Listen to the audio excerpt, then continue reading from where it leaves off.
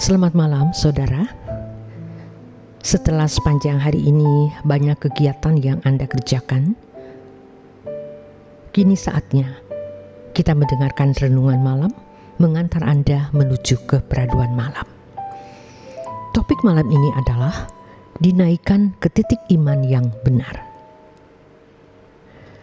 Firman Tuhan dalam 1 Petrus 4 ayat 13 mengatakan, sebaliknya bersukacitalah sesuai dengan bagian yang kamu dapat dalam penderitaan Kristus, supaya kamu juga boleh bergembira dan bersukacita pada waktu Ia menyatakan kemuliaannya. Kita harus mengerti kalau seseorang melayani Tuhan, ia sering merasa perjalanan hidupnya menjadi berat atau bahkan menjadi susah. Semua hamba Tuhan yang benar sudah melewati tahapan perjalanan pelayanan seperti itu. Tetapi pada akhirnya, yang tadinya terasa berat akan menjadi ringan dan kesusahan tidak lagi menjadi sesuatu yang menyakitkan.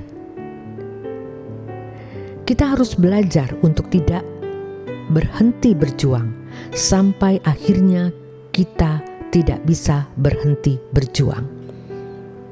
Akhirnya, kita sampai pada level di mana kita menerima bahwa dalam hidup ini kita tidak lagi memiliki kepentingan selain melayani Tuhan dengan menyenangkan hati Bapa, yaitu melakukan kehendak Bapa. Kita tidak boleh berhenti melayani Tuhan. Berhenti melayani berarti celaka. Kita harus selalu melihat adanya peluang bagaimana Injil yang murni diberitakan, bagaimana orang diubah. Itu harganya adalah segenap hidup kita. Dalam pelayanan, selain suatu hari nanti bersama menikmati kehidupan di langit baru dan bumi yang baru, dan sekarang ini kita tidak dapat membuktikan mengenai hal itu. Tetapi kita tetap berusaha bagaimana dapat memperagakan kehidupan Yesus di dalam hidup ini melalui segala sesuatu yang kita lakukan.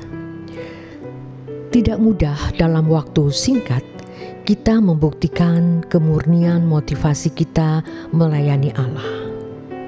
Tetapi kita harus berusaha untuk belajar semurni-murninya melayani Tuhan dengan berusaha mengubah diri menjadi seperti Yesus dan dapat menjadi role model bagi semua orang. Ini adalah bagian tersulit dalam kehidupan. Rasanya mustahil, tetapi kita tidak boleh menyerah.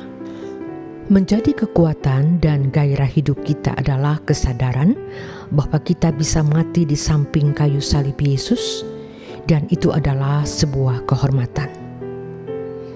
Mati di samping salib Yesus artinya menyalibkan daging dengan segala hawa nafsu dan keinginannya. Rasanya tidak sulit untuk meraih gelar doktor teologi daripada menyalibkan daging dengan segala hawa nafsu manusia lama kita. Dalam kehidupan sebagai pengikut Kristus, kita tidak bisa menghindari kenyataan bahwa mengikut Yesus harus menderita.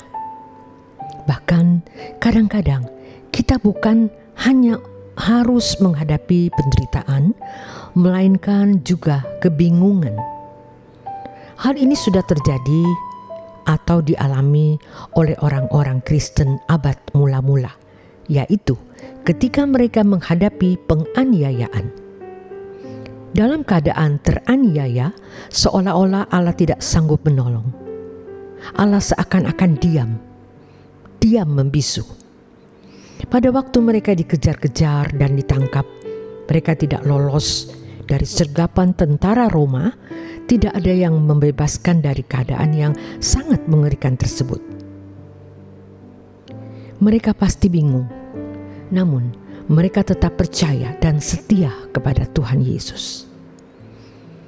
Allah yang maha besar, maha agung, Maha Mulia layak dipercayai sedemikian rupa, bahkan untuk hal yang paling tidak bisa kita mengerti. Kita bisa berpendirian atau berprinsip, aku tidak mengerti, tetapi aku tetap percaya. Dalam hal ini, kita belajar percaya kepada Allah. Pengalaman seperti ini juga dialami oleh Abraham. Saudara, kalau hari ini kita tidak mengalami penderitaan seperti orang-orang Kristen abad mula-mula, kita bisa memikul penderitaan orang. Kita bisa membayar harga keselamatan jiwa orang lain dengan kesucian hidup, kerja keras, dan kepedulian yang tulus. Dalam pergumulan yang tulus untuk melayani Tuhan, banyak kesulitan yang kita hadapi. Tuhan tidak membuat jalan hidup pelayanan kita mudah. Bahkan kadang-kadang Tuhan seperti bersembunyi, tidak menolong kita dalam berbagai kesulitan.